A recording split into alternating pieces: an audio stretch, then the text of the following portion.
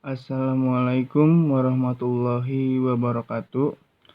Perkenalkan, nama saya Arya Prasetyo dari Ilmu Pemerintahan B. Di sini saya akan menjelaskan PowerPoint saya tentang komunikasi internasional dalam komunikasi pemerintah.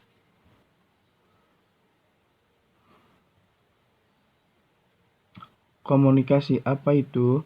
Secara umum dan singkat, komunikasi ialah proses pengiriman penerimaan pesan antara dua individu atau lebih dengan cara yang efektif sehingga pesan yang dimaksud dapat dipahami. Komunikasi internasional. Secara umum, komunikasi internasional ialah komunikasi yang dilakukan antara komunikator yang mewakili suatu negara guna menyampaikan pesan yang berkaitan dengan kepentingan negara kepada komunikasi yang mewakili negara lain dengan tujuan untuk memperoleh dukungan lebih luas. Ada beberapa pengertian. Komunikasi internasional lebih dipahami dan diartikan sebagai kajian dalam ranah internasional mengenai data dan informasi yang masuk dan keluar melalui batas-batas negara. Selain itu, komunikasi internasional juga banyak dikaitkan dengan konsep politik dan hubungan satu negara dengan negara lain atau beberapa negara lain. Mengacu pada komunikasi internasional merupakan komunikasi yang dilakukan oleh pelaku komunikasi sebagai wakil dari negaranya dalam menyampaikan pesan dan informasi yang tentunya berkaitan dengan kepentingan negaranya kepada wakil dari negara lain. Ada beberapa menurut para ahli seperti Davison dan Guerge yang menyatakan bahwa komunikasi internasional memang merupakan bentuk dari hubungan politik antar negara ranah internasional. Field Astrid Suesanto memiliki pengertian terhadap komunikasi internasional, yaitu sebuah proses komunikasi di mana berbagai negara yang berbeda melakukannya dengan melewati batas-batas kenegaraannya mereka. Sumarno AP yang menyatakan bahwa komunikasi internasional dilakukan oleh beberapa negara yang memiliki ruang lingkup nasional masing-masing dan menggunakan pesan komunikasi yang berkaitan dengan kepentingan negara-negara terkait. Sastropoetro komunikasi internasional mempelajari pernyataan antar negara, antar pemerintah, dan antar bangsa yang bersifat umum melalui lembaga yang berarti.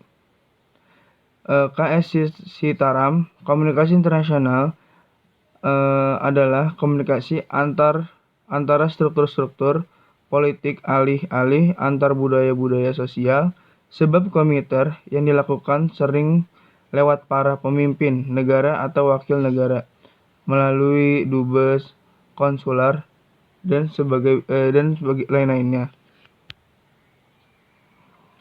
Dilihat dari pelakunya, komunikasi internasional dapat dipandang sebagai antara official translation, yakni kegiatan komunikasi yang dijalankan pemerintah. Ada juga unofficial translation atau disebut juga interaksi transnasional, yakni kegiatan komunikasi yang melibatkan pihak non-pemerintah.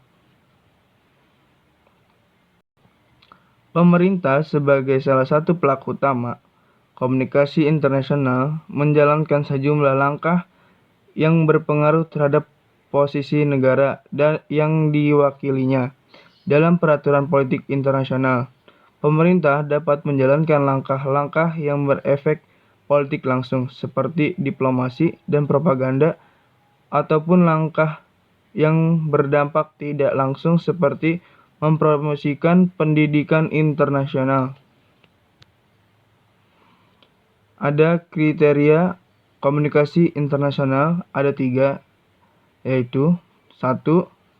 Isu yang ada dalam komunikasi internasional memiliki jenis isu yang bersifat global, mencakup isu-isu yang menjadi fokus banyak negara. Yang dua, para pelaku komunikasi yang ada di dalamnya, yaitu komunikator dan komunikan atau pemberi dan penerima pesan, memiliki kebangsaan yang berbeda satu sama lain. Atau dengan kata lain, para pelaku komunikasi internasional berasal dari negara yang berbeda-beda. Yang ketiga, sarana yang menjadi saluran media yang digunakan dalam proses komunikasi internasional pun bersifat internasional dan berada dalam ranah global. Fokus komunikasi internasional. Pada awal perkembangannya, komunikasi internasional berfokus pada kajian terhadap informasi dan arus pesan yang disampaikan dari satu negara kepada negara lain. Seiring berkembangnya zaman, fokus kajian komunikasi internasional mulai bergerak ke arah propaganda dan munculnya paradigma internasional yang bernama Free and Flow Information. Paradigma ini banyak membahas isu dan kajian mengenai globalisasi, privatisasi, imperialisme media, serta era informasi dalam ranah internasional dan banyak terjadi pada berbagai negara.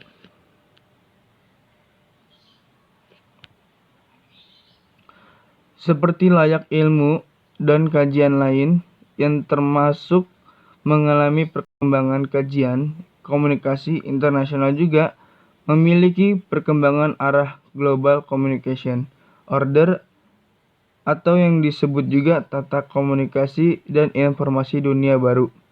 Kajian ini muncul dari dasar pemikiran bahwa free flow informasi tidak memiliki arus informasi yang bebas dan seimbang yang seharusnya sesuai dengan namanya, karena adanya kecenderungan informasi pada beberapa negara tertentu.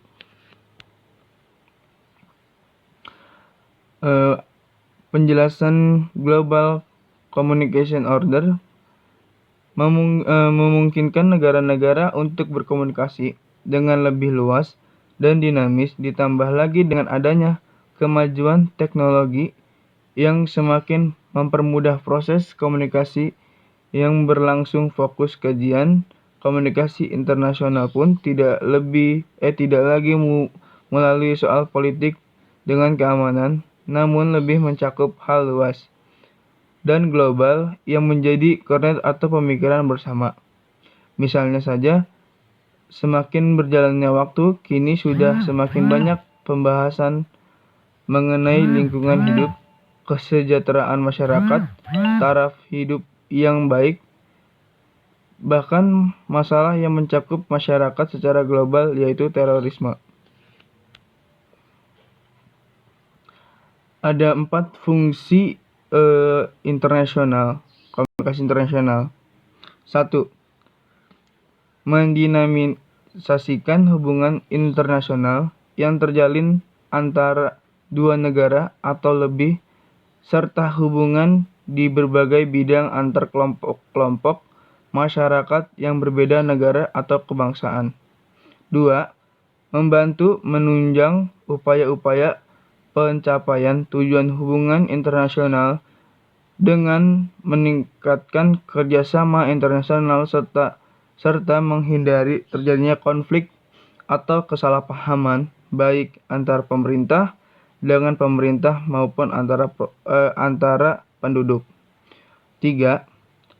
Merupakan teknik untuk mendukung pelaksanaan politik luar negeri bagi masing-masing negara untuk memperjuangkan pencapaian kepentingan di negara lain. Yang keempat, menjalin hubungan baik taraf internasional. Ada 3 perspektif dalam komiter. Ada diplomatik, jurnalistik, propagandistik. Perspektif diplomatik sesuai dengan namanya berarti diplomasi yang dilakukan antar negara. Perspektif diplomatik biasanya dilakukan untuk mempererat hubungan antar negara, memperkuat posisi negara di mata negara lain atau dunia secara global. Misalnya, dilakukan melalui konferensi pers, pertemuan politik, forum besar di PBB, forum tingkat regional negara, atau yang lebih bersifat semi-formal seperti perjamuan dan makan malam negara. Perspektif jurnalistik, sesuai dengan namanya, maka perspektif ini dilaksanakan melalui saluran atau channel media massa. Perspektif jurnalistik bisa juga digunakan sebagai alat untuk memperkuat atau justru melemahkan kedudukan posisi suatu negara. Dengan kata lain, mereka yang memiliki kontrol atas arus informasi, maka memiliki kontrol juga terhadap arus komunikasi yang terjadi di dunia internasional.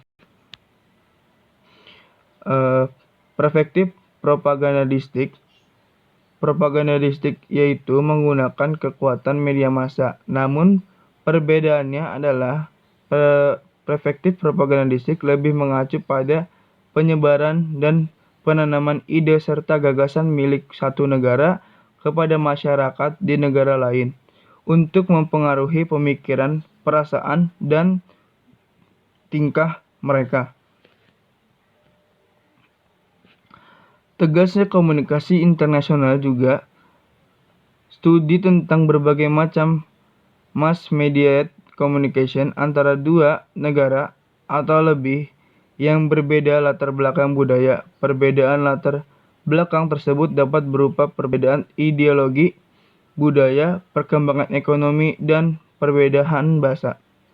Dalam segala aspek kehidupan masyarakat, salah satu hal yang menjadi bagian fundamental dan sangat vital adalah komunikasi. Setiap manusia pada hakikatnya merupakan makhluk hidup yang sekaligus juga sebagai makhluk sosial yang tidak dapat hidup sendiri atau bersifat zoofilistic. Oleh karena itu, manusia berkomunikasi salah satu dengan lainnya dalam rangka memenuhi kebutuhan hidupnya. Komunikasi internasional sangat diperlukan dikarenakan globalisasi informasi dan arus informasi yang tidak seimbang, sehingga sangat memungkinkan terjadinya konflik antar negara. Oleh karena itu, dengan terjalinnya komunikasi internasional, baik diharapkan terjadinya pertukaran informasi yang kondusif sehingga meminimalisir terjadinya konflik antar negara.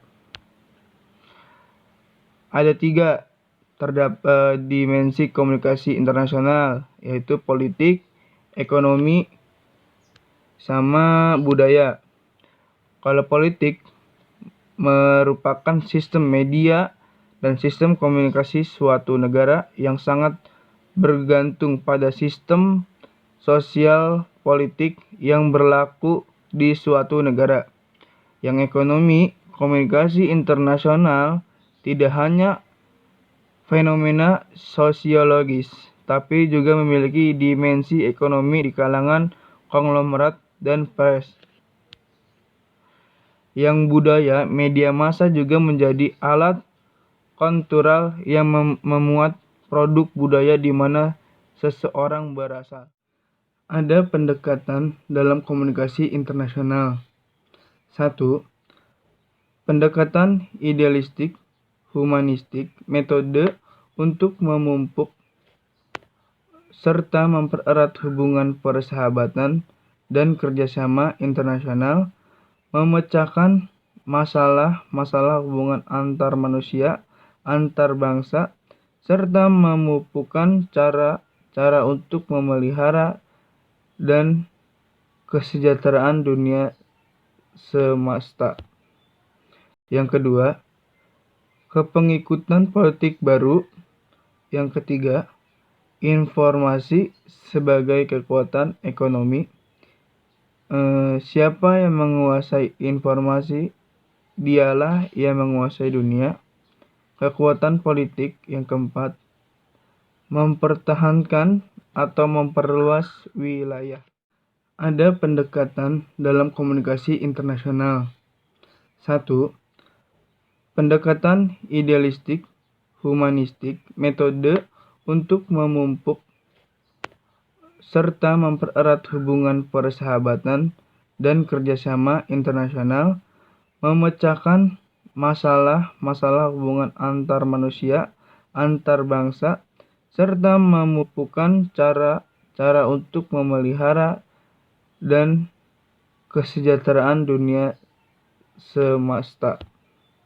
Yang kedua, kepengikutan politik baru. Yang ketiga, informasi sebagai kekuatan ekonomi. Siapa yang menguasai informasi, dialah yang menguasai dunia.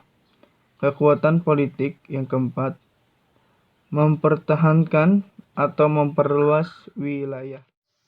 Ya, sekian dari PowerPoint saya. Kurang lebihnya mohon maaf. Wassalamualaikum warahmatullahi wabarakatuh.